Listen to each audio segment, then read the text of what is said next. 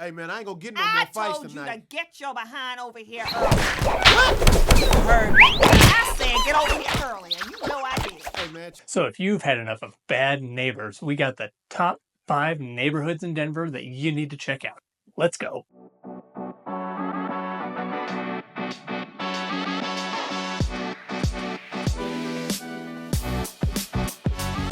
Guys, welcome back to the channel. I'm Tim Kamen, realtor for the Denver metro area and your host for Everything Denver, Colorado, where we talk about all things real estate, the best and the worst neighborhoods. Hit me up at the information on the screen. Call, text, or email, and we will get you set up for success on your move around Denver. Okay, so a few days back, I did a video on the worst 5 neighborhoods in Denver. And to counter that, we obviously need to do the 5 best neighborhoods in Denver. And which ones you should definitely check out when you're exploring the metro area here in the Mile High City.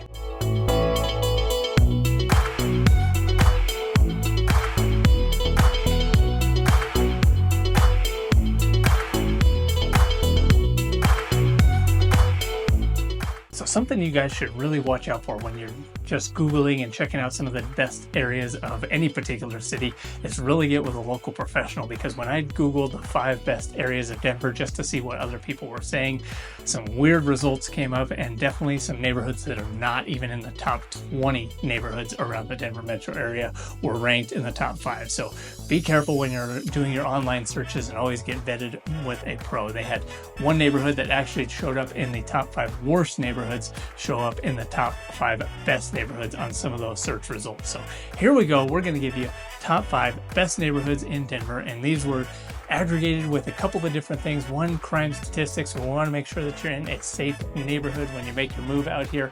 2, the schools. Does it have a good positive school district and is a good place for families, as well as appreciation rates for the neighborhood. Is the neighborhood going up in value? And finally, there was kind of an X factor we threw in here as far as what are some other things that make the neighborhood special or unique? Is it walkable? Does it have public transportation? Are there different amenities nearby? Are there parks, trails, open space that are nearby, things that people really love when they move to Denver? So starting off with number 5, the neighborhood of West Highland.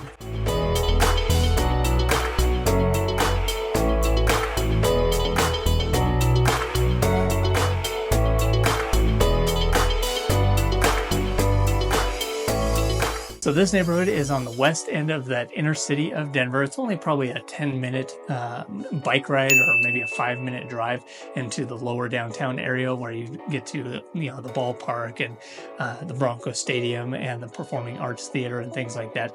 But it's set just far enough away that it gives it a little bit of a unique neighborhood vibe, and it does give it its own character and historic charm. So this is one of the older neighborhoods in Denver. You're going to find that a lot of the neighborhood still has a lot of its historic charm. You'll see the Denver style bungalows in this neighborhood, along with some older Victorian style homes and craftsman style homes.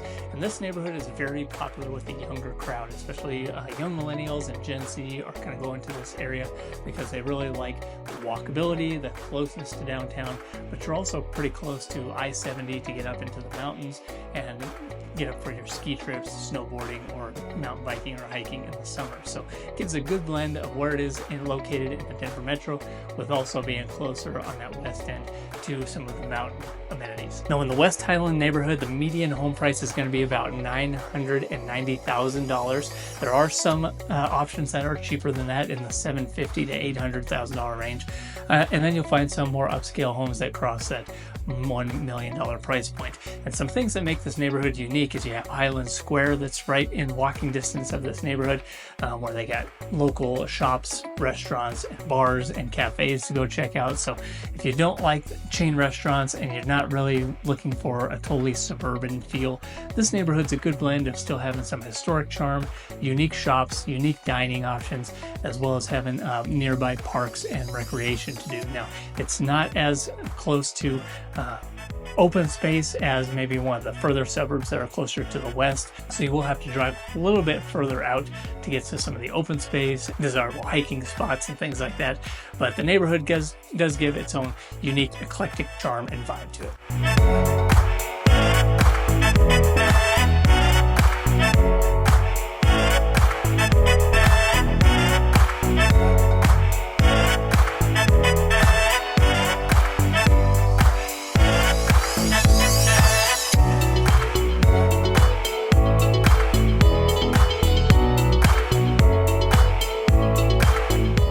in this neighborhood, it's primarily homes and townhomes are going to make up the largest real estate demographic here.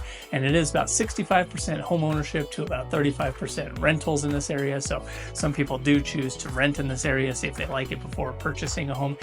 So you do have a little bit more balance in the owner to rental market. Now, a couple small downsides to West Highland neighborhood is the schools are kind of hit or miss. The high schools and the middle schools are not as highly ranked as some of the other neighborhoods on the list, but the elementary schools are very highly ranked. Okay, I mentioned it's very popular with a younger crowd, and a lot of young millennials and Gen Zs are moving there for the more eclectic vibe, and those folks aren't quite thinking as much about the school districts and higher education. So school districts may be a drawback if that is very important and high on your list. Don't worry, we got a couple of other neighborhoods that are going to fit that bill perfectly.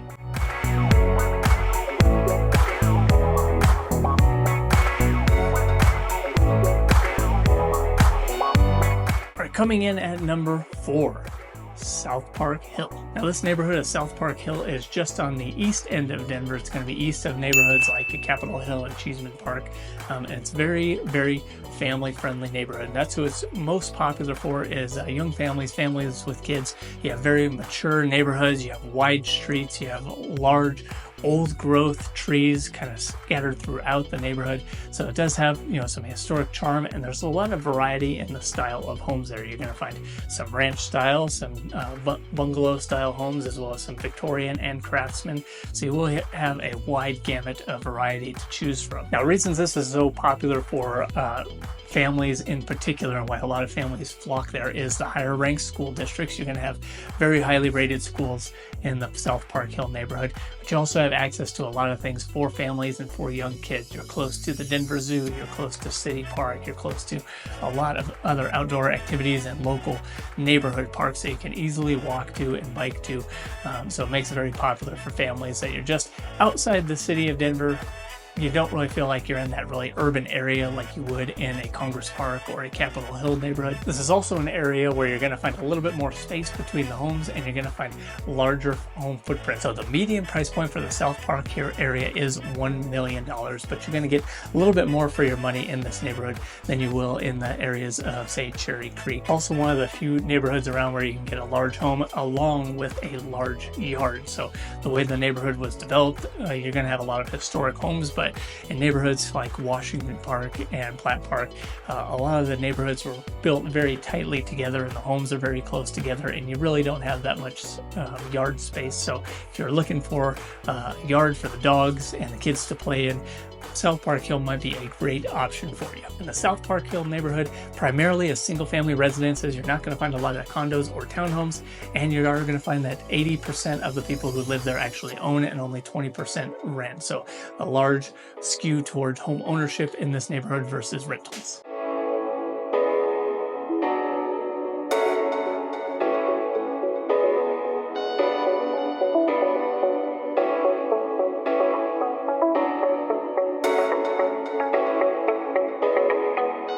Coming in at number 3, Hilton.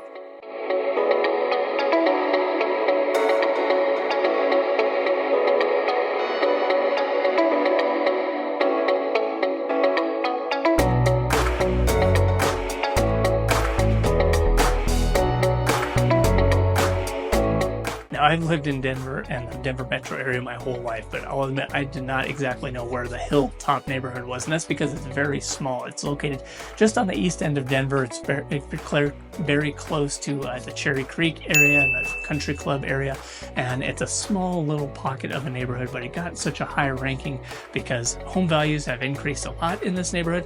The schools are very highly ranked, and very low crime rates in this area, so it's become very, very popular. Not a ton of homes come up for sale in this area, so that's another reason that the property values have increased quite a bit. Median home price in the Hilltop neighborhood is going to be the highest of any neighborhoods we talk about today at $1.6 million. So that is the biggest con to the Hilltop neighborhood. It's a much higher price point. You're going to be dealing with some of the prices that you would normally see in like a Cherry Creek or the Denver Country Club that are some of Denver's most expensive markets and neighborhoods in the Denver area.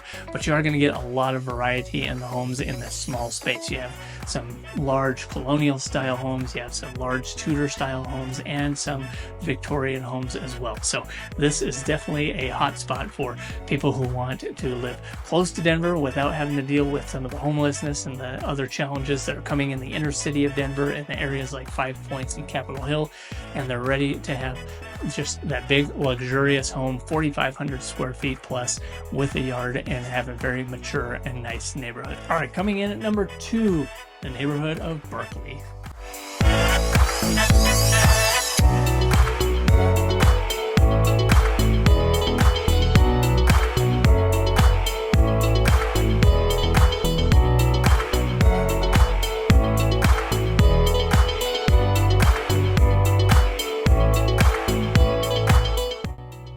Berkeley is an interesting neighborhood. It's on that west end of Denver. It's a little bit further west than the West Highland neighborhood, and a little bit further to the north. And this is kind of a neighborhood that's been going through a lot of revitalization.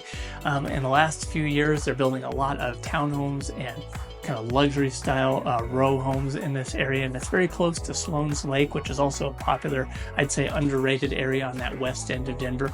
But this comes in at number 2 because property values have increased significantly. Crime has decreased significantly on this west end of Denver. It used to be known, the Highlands used to be known as one of Denver's worst, most crime-ridden neighborhoods in the whole metro area, but that's changed over the last couple of decades. It's become a much more safe place to live and a much more enjoyable place to live. So Berkeley is going to have a similar feel to that Highlands neighborhood. It's very walkable. You got public transportation. You have a lot of things to do right outside your front door, and it's got a lot of unique dining and shopping options. So the street of Tennyson, you can walk down that and just experience pretty much everything that Berkeley is known for, having your local walkable restaurants that are not chains. You're going to have a lot of local spots, a lot of local breweries and bars nearby as well.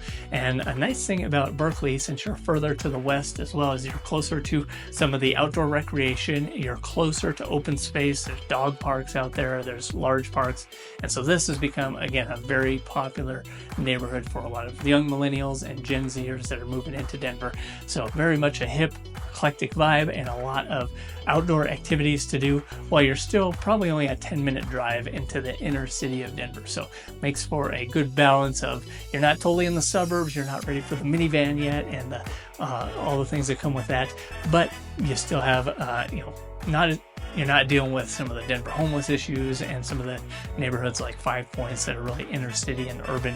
You have a good balance of that. Negative side to Berkeley, much like the Highlands, is lower rated school districts. So in the demographics for the Berkeley area, 65% of the people that live there actually own their homes and about 35% rent. So median home price for the Berkeley neighborhood is just under $1 million as well. And if you're loving the Berkeley area, but it's just not quite within the budget, a neighborhood just to the north like Sunnyside, you can get a good value there and still be pretty close to it. So something to consider if you really love the Berkeley neighborhood but you're just not ready to pull the trigger on those kind of prices.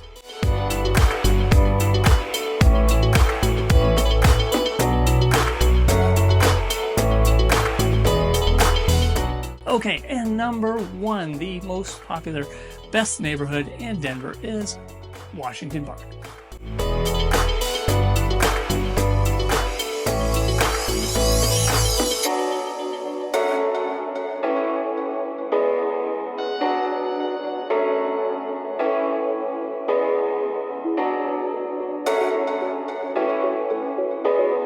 So this neighborhood in South Denver, named after the large park right in the middle of the city, Washington Park, and it goes by the name Wash Park to a lot of the locals.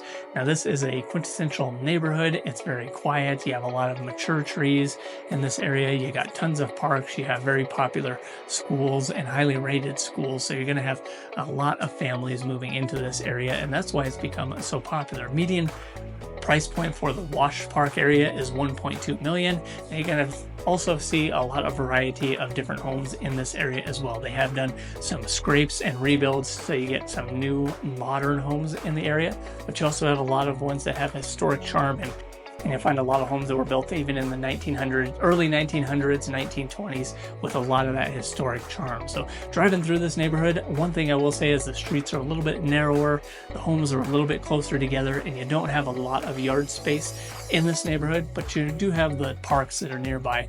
And with the Wash Park being so large and central to the neighborhood, easy place to go take the dogs for a walk, run around the park, take the kids to the playground. They even have a couple of small ponds in here so you can see the water, and they have manicured gardens in the park. So it's a very nice, popular area for a lot of people to hang in. And the Wash Park area is also heavily skewed towards home ownership. So 80% of the people who live in the Wash Park area do own versus 20% that rent.